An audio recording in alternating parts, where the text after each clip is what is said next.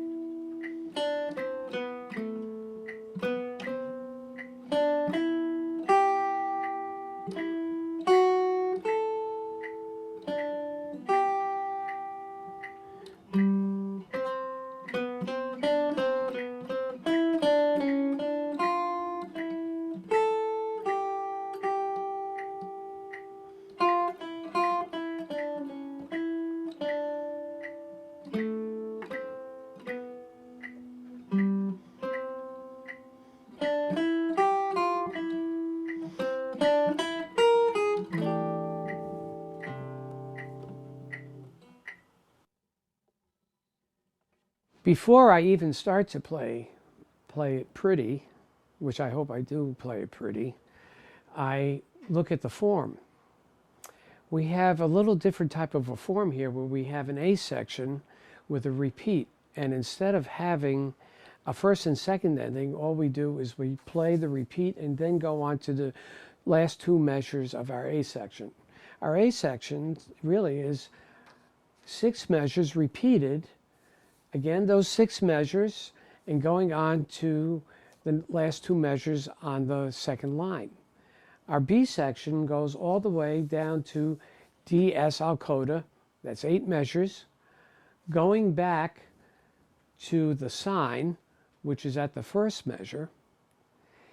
And the usual thing that happens when you have a DS and you have a repeat sign, you do not play the repeat sign when you go back to the DS. So we play just those 6 measures on the first line and second line once and dropping down to the coda. You might want to listen to the first part again and look at it and follow it with the music and see the form and listen to it.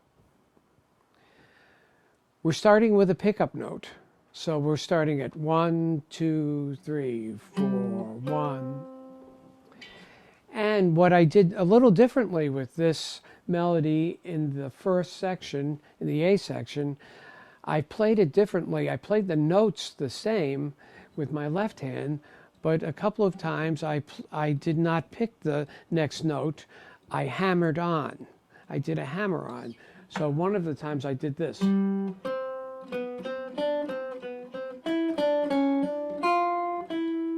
Notice I didn't pick it, the D. I went. I can use that as my expression on this piece in getting a different sound, in not picking every single note. Notice I haven't done any hammer-ons before. The main thing is to be able to pick every note and then choose when you want to do a hammer-on, or sometimes I might do a slide right into the next note. But first, you should be able to play it. Then you might want to go.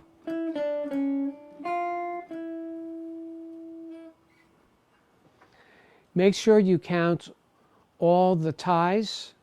We're having ties over bar lines. In your third measure, you have a half note G going to the first beat of the fourth measure tied to G. Again, we go 3, 4, 1, 2, and 3, and 4, and 1, 2, 3. Never count 1, 2, 3. If it's over the bar line, make sure you always remember where 1 is. Keep the meter the same. So it would be 3, 4, 1. At the end of it, remember, we haven't retarded because they're duets. And I'm playing them one at a time. But what I did was that I retarded within that structure of the 2 beats a phrase, so I still came in on 1 of the last chord in the last measure. So I made sure I stretched out the time, but I made sure I came in on 1 of the last measure. Listen to that and see how I did that.